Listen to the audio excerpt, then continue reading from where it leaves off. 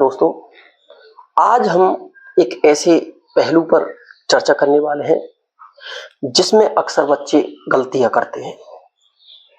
वो गलतियां क्या, अमूमन बच्चों को मैंने देखा है, मैंने अपने स्कूल में भी इसको अप्लाई करके देखा है। तो बच्चे इस प्रकार से अगर जोड़ करेंगे तो 100% वो गलती करने की अधिकांशतः संभावना है। तो इस प्रकार से जो प्रश्न है, पहला प्रश्न है 534 प्लस 30 प्लस 678। अब इन प्रश्नों को बच्चा किस प्रकार से करेगा वो मैं आपके सामने लिख रहा हूं। मैं 534 सर्वप्रथम पहली संख्या लिख लेता है बच्चा 534। इसके बाद बच्चा लिखेगा 30 और इसके बाद बच्चा लिखेगा 678। 678 लिखने के बाद तीनों संख्याओं को बच्चा जोड़ेगा। तो यह जो जोड़ का क्रम है, यह जो तरीका है, यह बिल्कुल ही गलत है। कई टीचर्सों को मैंने देखा है कि इस प्रकार से फॉर्मेट में बच्चों को वो नहीं सिखाते हैं, जबकि इस प्रकार से भी बच्चों को अभ्यास कराना अत्यंत आवश्यक है। जिससे, क्योंकि आजकल देखो अब परीक्षा का दौर चल रहा है और मैंने देखा है परीक्षाओं में इस प्रकार से प्रश्न आते हैं और इस प्रकार से जब प्रश्न आएंगे तो बच्चा क्या है कि उनको देखकर समझ नहीं पाता है कि किस प्रकार से करें। इस फॉर्मेट को वो अप्लाई नहीं कर पाता है और अप्लाई करेगा भी तो इस प्रकार से करेगा जिससे वो उसका प्रश्न है वो गलत हो जाता है। इसलिए हमें बच्चों को इस प्रकार से कुछ ऐसा हिंट्स देनी है या कुछ इस प्रकार से समझाना है जिसके कारण बच्चा कभी भी और आगे आने वाले समय में भी वो बच्चा गलती ना करे। तो कुछ ऐसी ही ट्रिक्स वगैरह और कुछ ऐसी ही अच्छी सीख बताने के लिए मैं यहाँ जा रहा हूं, वो आप सभी यहाँ पर हमें देखें। तो यह जो प्रश्न किया है बच्चे के द्वारा जो बिल्कुल गलत होगा, अब इसका सही रूप क्या होगा? तो सर्वप्रथम बच्चे को बताना है कि इकाई से इकाई, यह जो रूल्स है इकाई से इकाई का मिलान करना है।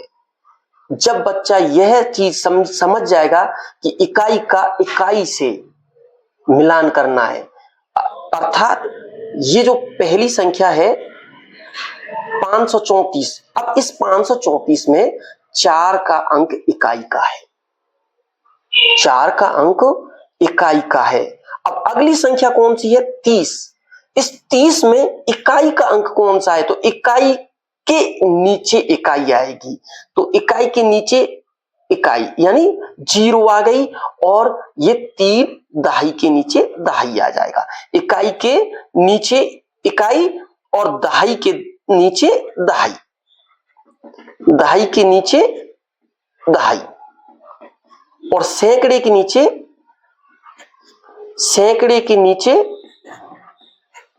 सैकड़ा।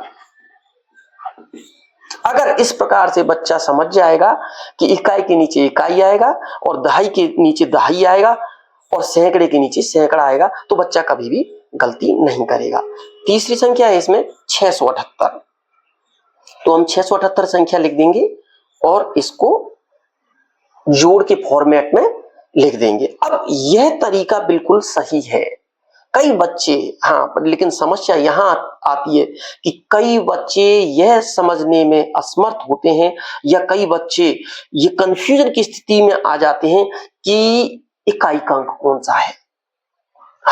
सबसे बड़ी मुश्किल तब आती है जैसे कोई संख्या लिखी हुई है, 34 संख्या लिखी हुई है, इस 34 संख्या में बच्चे कंफ्यूजन की स्थिति में आ जाते हैं कि ये इकाई का अंक 4 है कि 3 है। तो इसका भी एक तरीका है कि हमें यह बात ध्यान रखनी है कि हमेशा इकाई का अंक सीधे हाथ की तरफ या राइट हैंड की तरफ ही होगा। बच्चा यह क्लियर कॉन्सेप्ट कर ले कि कभी भी या कोई भी कहीं भी कोई संख्या हो उसमें इकाई का अंक आएगा तो वो राइट हैंड साइड पर ही आएगा, राइट हैंड साइड पर ही आएगा। बच्चा क्लियर कर लिया उसने कि राइट हैंड साइड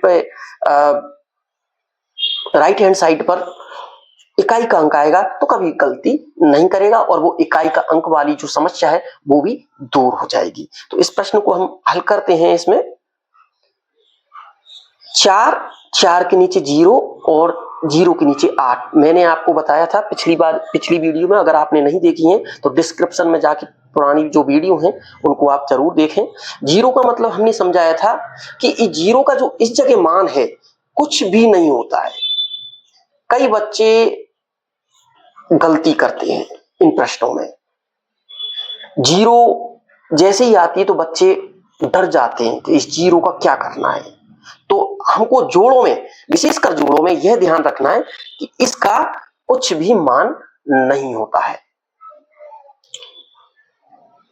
तो 4 है तो 4 लाइनें खींचेंगे हम 1 2 3 और 4। अब 4 के नीचे 0 है, इसका कुछ भी मान नहीं है। नीचे है 8 लाइनें खींचेंगे 1 2 3 4 5 6 7 8। कई यूट्यूबरों को मैंने देखा है, कई जो टीचर्स पढ़ाते हैं वो इसके आगे ही लाइनें लिखवा देते हैं।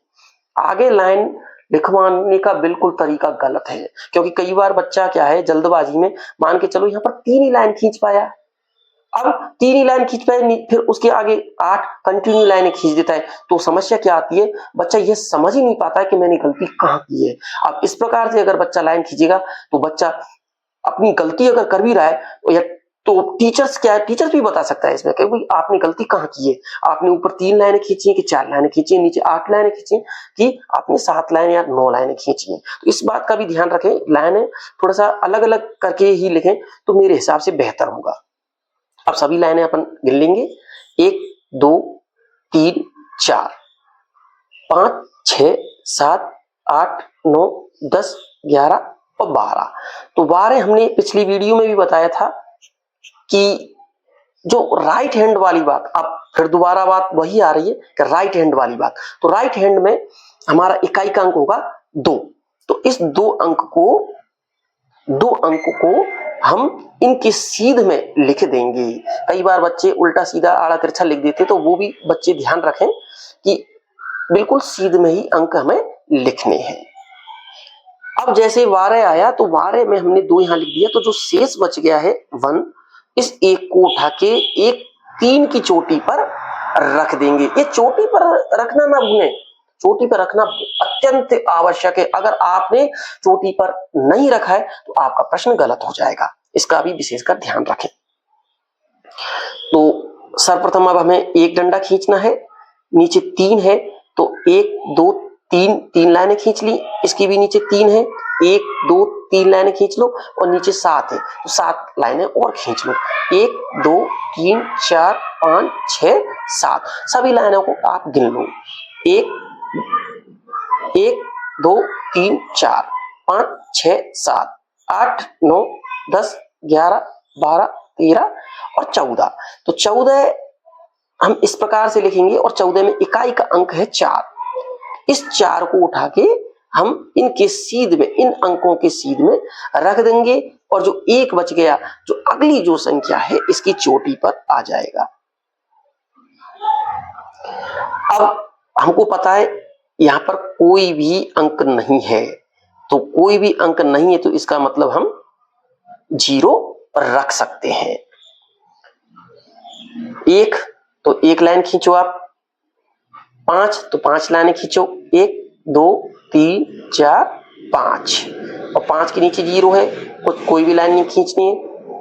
6 लाइनें फिर खींचनी है, 1 2 3 4 5 और 6।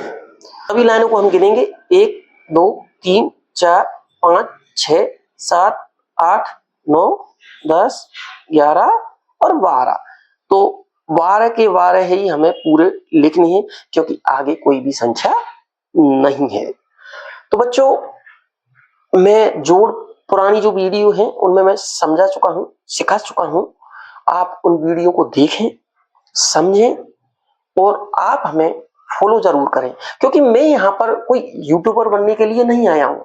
मुझे कोई यूट्यूबर बनने का शौक नहीं है, क्योंकि मैं एक गवर्नमेंट टीचर हूँ।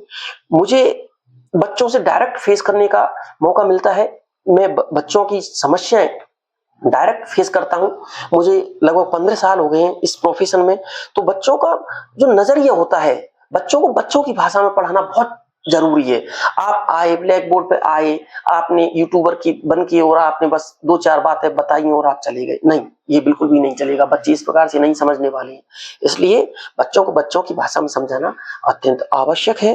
और आपको कमेंट सेक्शन में इन तीनों प्रश्नों के आपको उत्तर लिखने हैं।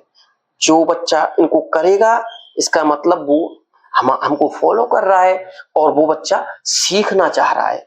धन्यवाद।